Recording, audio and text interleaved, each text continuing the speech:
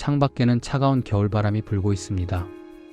나뭇가지들은 잎사귀를 모두 떨군 채 맨몸으로 서 있군요. 마치 우리네 인생의 어느 시점을 보는 것만 같습니다. 좁고 어두운 다락방 안에는 희미한 등불 하나가 켜져 있습니다. 한 남자가 허리를 깊이 굽히고 앉아 무언가에 열중하고 있지요. 그의 손에는 딱딱하고 거친 유리 조각이 들려 있습니다.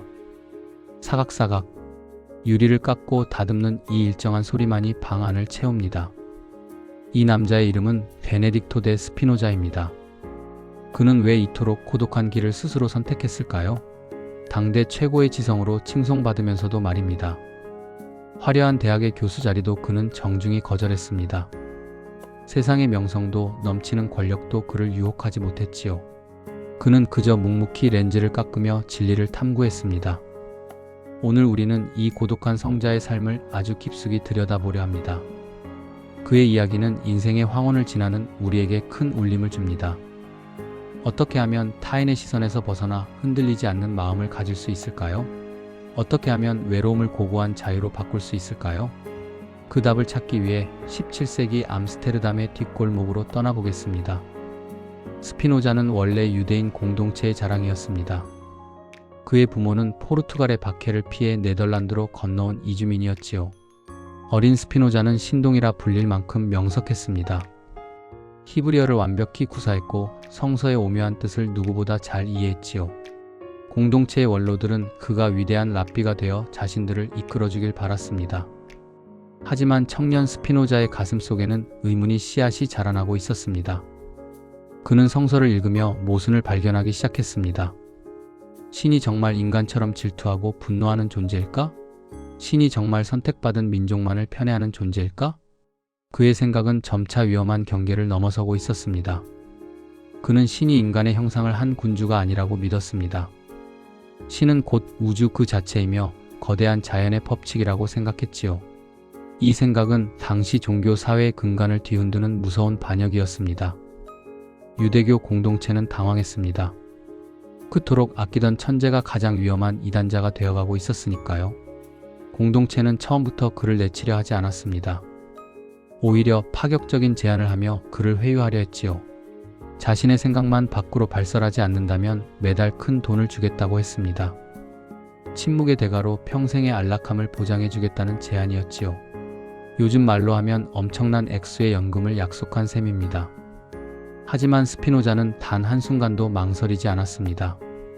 진리는 거래의 대상이 될 수 없다고 믿었기 때문입니다. 그는 돈을 위해 자신의 양심을 팔 수 없었습니다. 결국 1656년 7월 27일 그에게 가혹한 선고가 내려졌습니다. 그것은 바로 헤렘이라 불리는 영구 제명이었지요.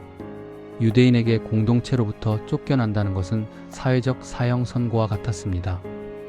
그날 낭독된 판결문은 지금 들어도 소름이 돋을 만큼 잔인합니다. 천사들의 판결과 성인들의 판결에 따라 우리는 스피노자를 파문한다. 그는 저주를 받을 것이며 하늘 아래 모든 저주가 그에게 쏟아질 것이다. 낮에도 저주를 받고 밤에도 저주를 받을지어다. 누울 때도 저주를 받고 일어날 때도 저주를 받을지어다. 나갈 때도 저주를 받고 들어올 때도 저주를 받을지어다. 주께서 그를 결코 용서하지 않으실 것이며 그의 이름을 하늘 아래에서 지워버리실 것이다.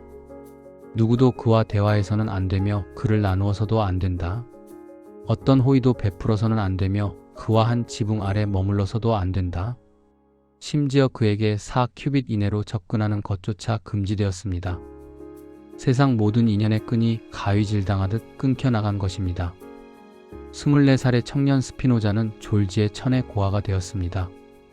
가족들은 그를 외면했고 친구들은 길에서 그를 봐도 침을 뱉었습니다. 어느 날 밤에는 어두운 골목에서 그를 죽이려는 광신도가 나타났습니다. 칼끝이 그의 가슴을 겨냥했지만 다행히 옷깃만 스치고 지나갔지요. 스피노자는 그 구멍난 외투를 평생 버리지 않고 간직했습니다. 그것은 증오를 기억하기 위함이 아니었습니다. 자신이 지켜야 할 진리의 무게가 얼마나 무거운지 잊지 않기 위해서였습니다.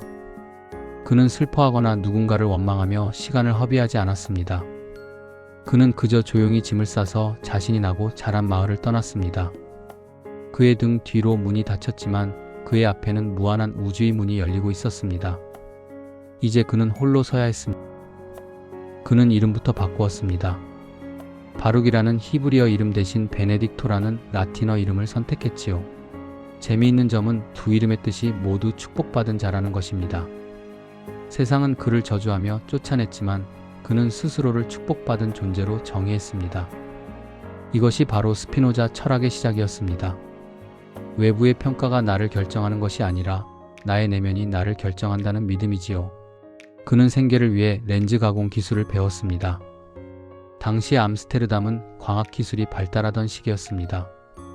망원경과 현미경에 들어가는 렌즈를 만드는 일은 매우 정교한 기술을 요했지요. 하루 종일 딱딱한 유리를 갈아내는 작업은 고되었습니다. 유리가루가 날려 눈을 따갑게 하고 폐를 망가뜨렸습니다. 하지만 그는 이 노동을 진심으로 사랑했습니다. 렌즈를 맑게 닦아낼수록 세상이 더 선명하게 보였으니까요.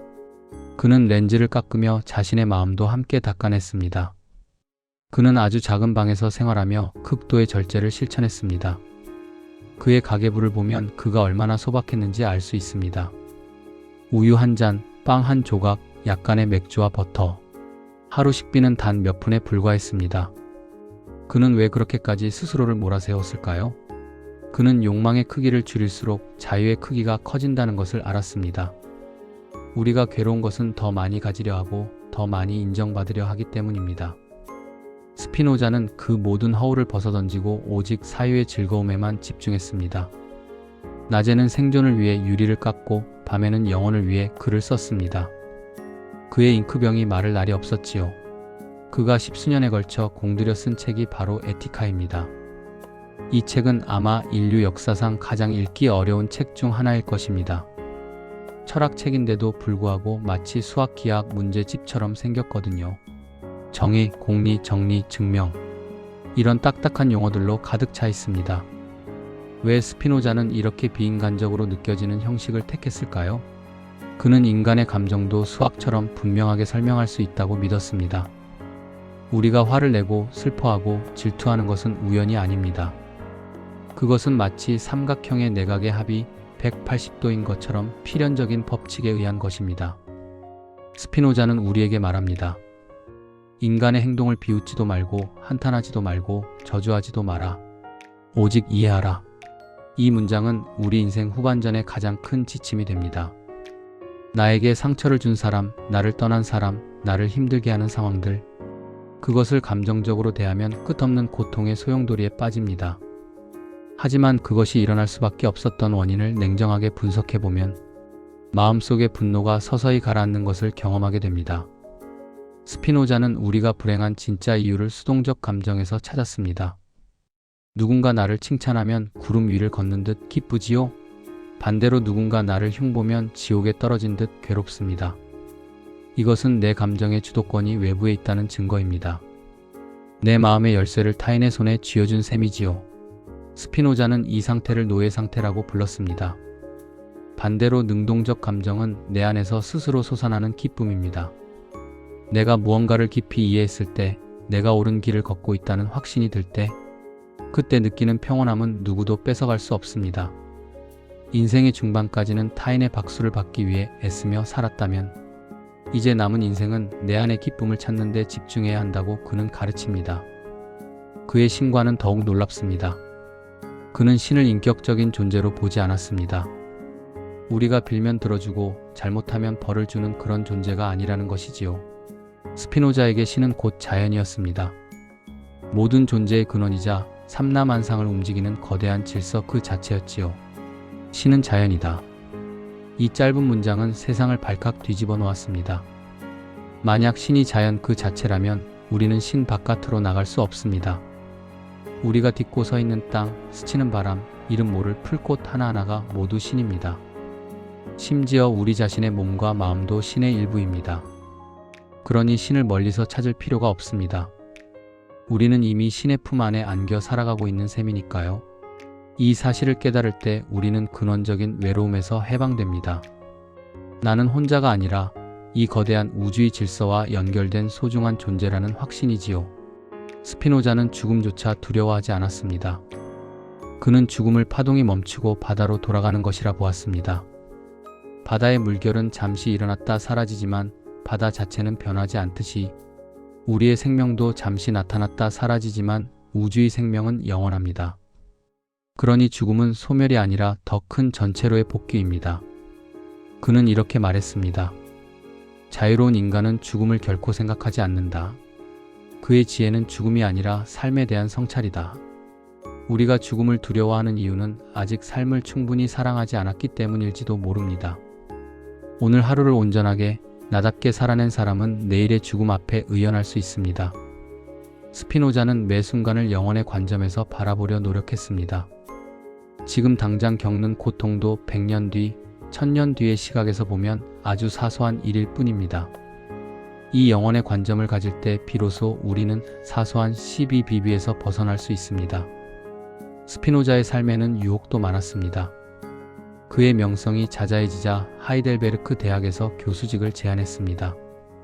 당시 철학자에게 대학 교수는 최고의 영예이자 안정적인 삶을 보장하는 자리였습니다. 하지만 조건이 하나 붙어 있었습니다. 국가가 공인한 종교를 어지럽히지 말 것. 스피노자는 이 제안을 단칼에 거절했습니다.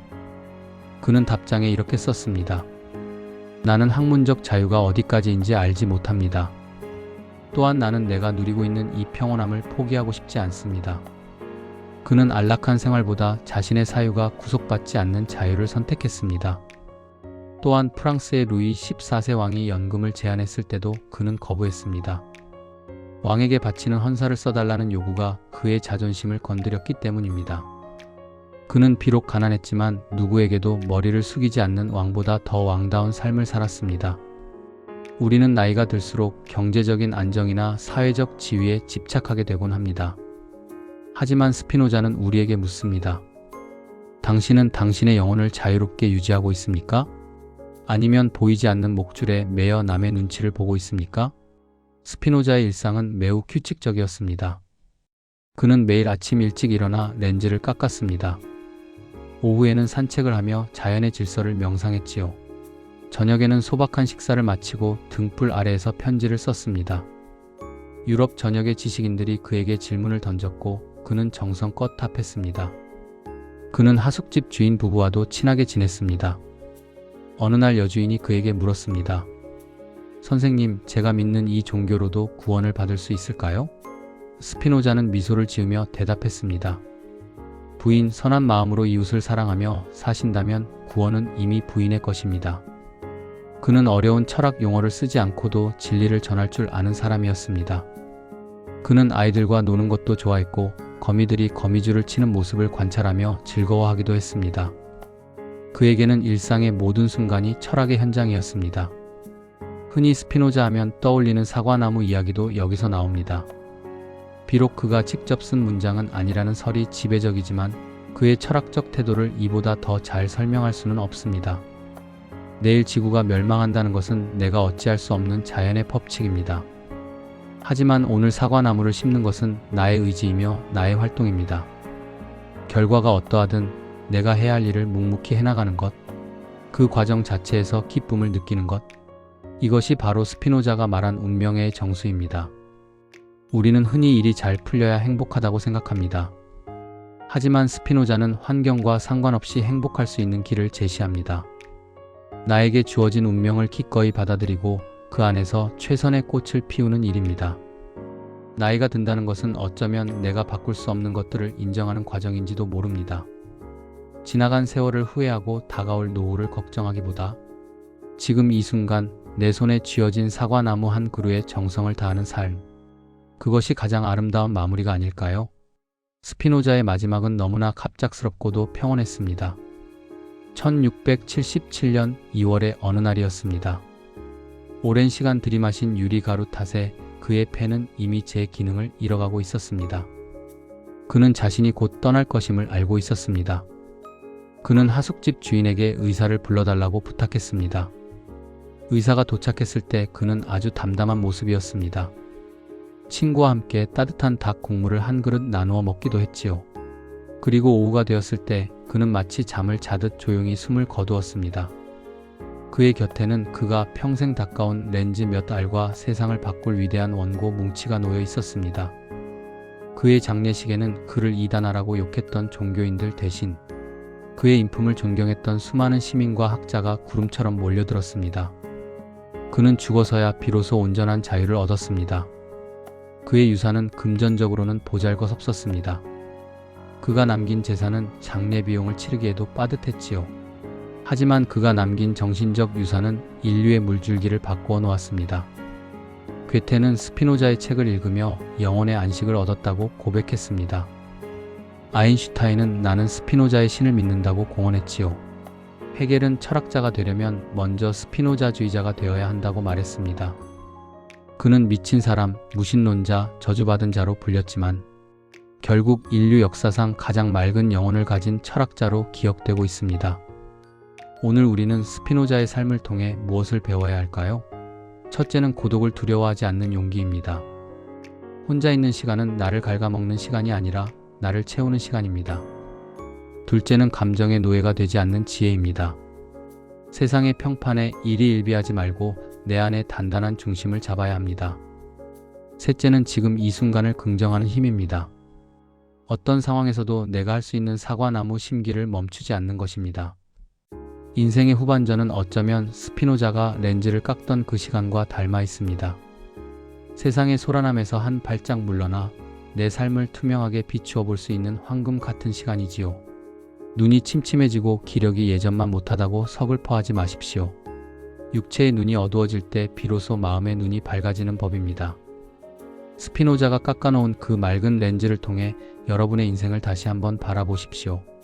그동안 보이지 않았던 축복들이 곳곳에서 빛나고 있을 것입니다.